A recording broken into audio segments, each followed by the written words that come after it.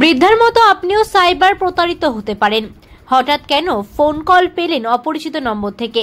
বলা হলো আমি পুলিশের থেকে কল করছি, আপনার মোবাইলের সিম কার্ড অবৈধ কাজে লিপ্ত, যে কোনো মুহূর্তে আপনাকে গ্রেফতার করা হতে পারে। আমরা যেভাবে বলছি আপনি সেই কাজ করুন। অনেকেই হয়তো এরকম কল পেয়েছেন, কিন্তু কখনোই কি ভেবেছেন লুকিয়ে না রেখে পুলিশের কাছে প্রথমেই যাওয়ার কথা? না হলে আপনি আরো বড় সড়ো কোনো সাইবার প্রতারণার ফাঁদে পা দিতে চলেছেন। এমনই এক ঘটনা ঘটল এক বৃদ্ধার ক্ষেত্রে। বড়সড় অঙ্কের টাকা প্রতারিত হতে যাচ্ছিলেন, লক্ষ লক্ষ টাকা। সাইবার প্রতারণার হাত থেকে বেঁচে গেলেন গোবরডাঙ্গা নিবাসী 72 বছরের এক বৃদ্ধা মহিলা ভারতী নন্দী। ঘটনায় জানা যায় উত্তর 24 পরগনা গোবরডাঙ্গা থানার অন্তর্গত খাটুরা এলাকার বাসিন্দা এক মহিলাকে চলতি মাসের 13 তারিখ ভূপেশ কুমার নামে এক ব্যক্তি দিল্লি পুলিশের পরিচয় দিয়ে তার কাছে ভিডিও কল করে এবং ভয় দেখায় ওই মহিলাকে। বলা হয় আপনার সিম কার্ড ব্যবহার করে কোনো অবৈধ কাজ করছে, অবিলম্বে আপনার মোবাইল বন্ধ হয়ে যাবে। এই মুহূর্তে 2 লক্ষ টাকা ট্রান্সফার না করলে 45 দিনের জন্য জেল হতে পারে। পরবর্তীতে মহিলা ব্যাংকে গিয়ে 2 লক্ষ টাকা ট্রান্সফার করে দেয়। মঙ্গলবার তাকে আবারও 25 লক্ষ টাকা ট্রান্সফারের জন্য চাপ দিতে থাকে। বিভিন্ন রকমের ভয় দেখানো হয় তাকে। সেই সময় বৃদ্ধা মহিলা 25 লক্ষ টাকা ট্রান্সফারের জন্য ব্যাংকে যায়। ব্যাংক কর্তৃপক্ষ বিষয়টি সন্দেহ হলে সাথে সাথে গোবরডাঙ্গা থানায় খবর দেয়। পরবর্তীতে গোবরডাঙ্গা থানার পুলিশ ব্যাংকে ওই মহিলাকে জিজ্ঞাসাবাদ করলে প্রতারিত হওয়ার ঘটনা সামনে আসে। সাথে সাথে ওই মহিলা গোবরডাঙ্গা থানায় একটি লিখিত অভিযোগ দায়ের করে। তারই ভিত্তিতে পুলিশ তদন্ত শুরু করে। প্রথমেই বললো যে আপনার নামে একটা ব্যাংক অ্যাকাউন্ট আছে নিউ সাউথ দিল্লিতে, ব্যাংকের নাম হচ্ছে ব্যাংক অফ বরোদা। আমি সঙ্গে সঙ্গে প্রোটেস্ট করে বললাম আমার ওই নামে কোনো ব্যাংকের সঙ্গে অ্যাকাউন্ট নেই, তাছাড়া আমি দিল্লিতে কখনো যাইনি। বলছে আপনার তো এখানে ইয়ে রয়েছে, কার্ড রয়েছে। আমি বললাম কী করে সম্ভব, সেটা আমার প্রেজেন্স ছাড়া তো তারা কেউ ইয়ে দেয় না, আর সেটা কী করে হলো? বলছে ব্যাংকাররা এর মধ্যে জড়িত থাকে, আপনারা তো জানেন না সব কিছু, ব্যাংকাররা এর মধ্যে জড়িত, ওরাই কীভাবে আমাকে এইসব বের করে দেয়। তারপরে বললো যে আপনি যদি আমার সঙ্গে সহযোগিতা না করেন আপনার 2 ঘন্টার মধ্যে মোবাইল টোটাল অফ হয়ে যাবে, আর 45 দিনের মধ্যে আপনাকে এখান থেকে তুলে নিয়ে গিয়ে কাস্টডিতে রাখা হবে 45 দিনের জন্য। তারপরে আপনার কেসটা বিচার করা হবে। গ্রেফতারের ভয় দেখাচ্ছিল। হ্যাঁ, এটাই হলো শুরু করেছে এইভাবে। তারপর বললো আর কি বলতে চান কি বলুন? তখন বলছে আপনার কি কে কী থাকে, কোথায় কী করে। আমি তখনও বুঝতে পারিনি। আর এমনভাবে আমার সঙ্গে কথাগুলো বললো যে কনভিন্স করতে পারছি না আমি নিজেকে, অথচ আমি কিন্তু জানি সাইবার ক্রাইমগুলো এভাবে হয়। আমার তখনও মাথাটা ঢোকেনি যে এটা আমি সেই ফ্রড কেসের মধ্যেই পড়ে গেছি। যখন রিয়েলাইজ করেছি তখন আর কোনো ফিরে আসার উপায় নেই আমার। অলরেডি আমি তখন টাকা পয়সা দিয়ে দিয়েছি। ওই 2 লাখ টাকা দেওয়ার পরে আমি তারপর যখন আবার আমাকে কন্ট্যাক্ট করেছে আরও টাকা দেওয়ার জন্যে, তখনই আমি এটা রিয়েলাইজ করলাম যে এটা এই ব্যাপার। কালকে ব্যাংকে যাওয়ার পর আপনার সাথে কি হলো? ওই টাকাটাই বারবার দেওয়ার জন্য আমাকে ইনসিস্ট করছে যে তাড়াতাড়ি করে আপনি এই টাকাটা আমাদের এই নামে। আপনি কি ভয়ে ট্রান্সফার করে দিচ্ছিলেন টাকাটা? হ্যাঁ, তাছাড়া আমি সত্যি কথা বলতে আমি এখানে একা থাকি, তো আমার এখানে কেউ নেই।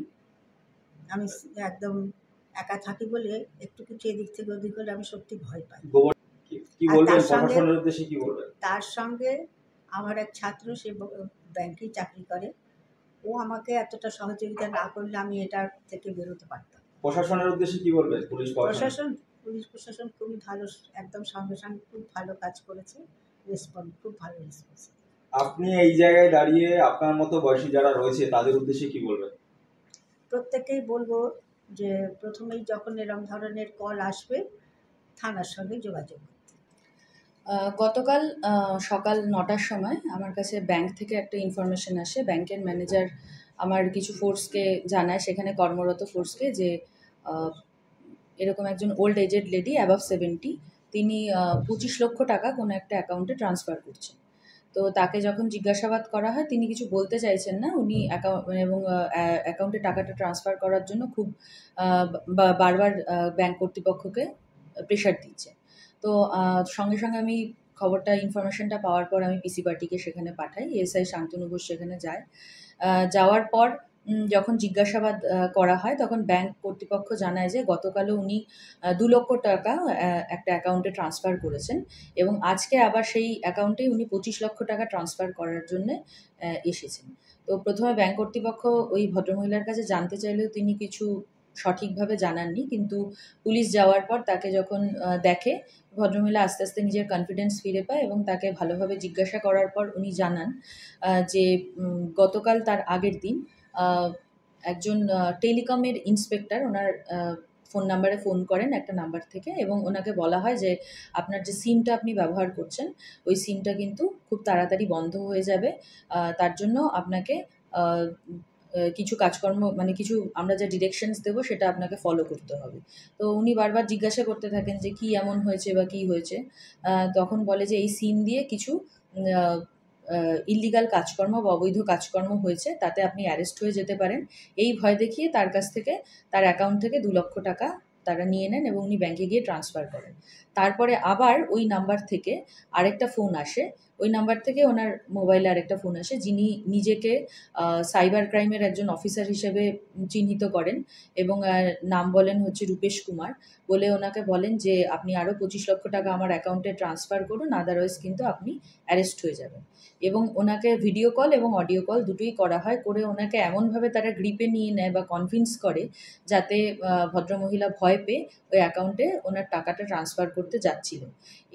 এই সূত্রে আমি বলে রাখি, বিগত 3 মাস আগে আমরা গোবরডাঙ্গা থানার আন্ডারে যত ব্যাংক আছে সেই ম্যানেজারদের নিয়ে একটা মিটিং করেছিলাম, এবং মিটিংয়ে আমরা বলেছিলাম যে জেনারেলি যে ধরনের ঘটনা ঘটছে, এই ধরনের সাইবার ক্রাইম বা ডিজিটাল অ্যারেস্ট, এই ধরনের যে ঘটনাগুলো ঘটছে সেটাকে রুখতে গেলে শুধুমাত্র আমরাই তৎপর হলে চলবে না, ব্যাংক কর্তৃপক্ষকেও মানে সমানভাবে তৎপর হতে হবে।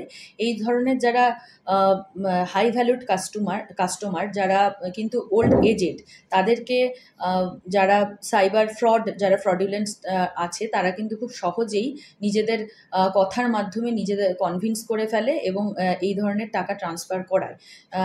তো সেক্ষেত্রে ওনাদেরকে আমরা যেটা রিকোয়েস্ট করি যে এই ধরনের যখনই কোনো ঘটনা ঘটবে বা আপনাদের নজরে আসবে যে বড় একটা অঙ্কের টাকা ট্রান্সফার হচ্ছে, তো সেক্ষেত্রে আপনারা আমাদের সাথে যোগাযোগ করবেন। ওই মিটিংয়ের আমরা সুফল পেয়েছি আজকে 3 মাস পরে। ব্যাংক ম্যানেজার আমাদের সাথে যোগাযোগ করে এবং আমরা কিন্তু এর মাধ্যমে ওই ভদ্রমহিলাকে আমরা থানায় নিয়ে আসি এবং ওনাকে আমরা কথাবার্তার মাধ্যমে জানতে পারি যে ওটা একটা পুরোপুরি একটা মানে ফ্রডস্টার অ্যাকাউন্ট, এবং ওরা এইভাবে বয়স্ক লোকদেরকে কনভিন্স করে তাদের কাছ থেকে প্রতারণার মাধ্যমে টাকা আদায় করে।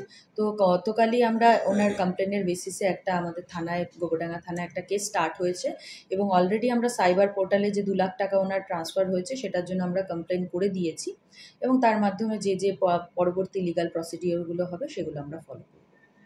এরকম বয়স্ক মানুষদের তথ্য কিভাবে পেয়ে যাচ্ছে প্রতারকরা, যেখানে অনেক টাকা রয়েছে এরকম মানুষের? এটাই আমরা বিগত মাস 3-4 আগেও আমার থানাতে আরেকটা কেস হয়েছিল। তো সেক্ষেত্রে দেখা গিয়েছিল ওই ভদ্রলোকও যথেষ্ট বয়স্ক, অ্যাবাভ 72, এবং তার অ্যাকাউন্ট থেকেও 57 lakhs ফ্রড হয় এইভাবেই। তো সেক্ষেত্রে তখনই আমরা এই মিটিংটা অ্যারেঞ্জ করেছিলাম। কিভাবে পেয়েছে আমরা জানি না, কিন্তু এদের যে মেন টার্গেটটাই থাকে যে বয়স্ক অথচ তাদের টাকা পয়সা মানে একটা হাই ভ্যালুড মানে অ্যাকাউন্টে অনেক টাকা আছে সেরকম লোককেই কিন্তু ওরা বারবার করে অ্যাটাক করছে বা বারবার করে তাদেরকে নিজেদের ফ্যাসাদে বা ফাঁদে ফেলার চেষ্টা করছে। তো আমরা চেষ্টা করব যে ভবিষ্যতে এই ধরনের কাস্টমার্সদের ডিটেলসটা আমরা আমাদের কাছে যাতে রাখতে পারি, যাতে আমার গোবরডাঙ্গাবাসী এতে নিশ্চিন্ত থাকে। এবং শুধুমাত্র এরকম বয়স্ক লোকই নয়, আমি সমস্ত গোবরডাঙ্গাবাসীর উদ্দেশ্যেই বলবো, এই ধরনের যখনই কোনো ফোন কলস আপনাদের কাছে আসবে, আপনারা ভয় না পেয়ে সঙ্গে সঙ্গে আপনারা থানায় এসে যোগাযোগ করুন। তাহলে সেক্ষেত্রে এই ভদ্রমহিলার যেমন আমরা এতগুলো টাকা আমরা সেভ করতে পেরেছি, তেমনি আপনাদেরও কিন্তু আমরা সমানভাবে সহযোগিতা করে এই টাকাটা, আপনাদের যে কষ্টের টাকা, কষ্টার্জিত ধন, সেটাকে আমরা সেভ করতে পারব। ম্যাডাম, কর্মশালার ব্যবস্থা করা হবে গোবরডাঙ্গা থানার পক্ষ থেকে? হ্যাঁ, আমি চেষ্টা করব যে ব্যাংক কর্তৃপক্ষের সাথে কথা বলে এই ধরনের যারা, যদিও এটা খুব একটা কনফিডেন্সিয়াল ইনফরমেশন থাকে, আমরা চেষ্টা করব যে যারা হাই ভ্যালুড কাস্টমার্স আছে তাদের সাথে একটা ইন্টারনাল মিটিং করে বয়স্ক যারা আছে তাদেরকে অবগত করা যে আপনারা এই ধরনের কোনো যদি আপনাদের কাছে ফোন কলস আসে আপনারা কাইন্ডলি অ্যাটেন্ড করবেন না, এবং করলেও টাকা পয়সাটা দেওয়ার আগে 10 বার ভাববেন এবং সঙ্গে সঙ্গে থানায় এসে যোগাযোগ করুন।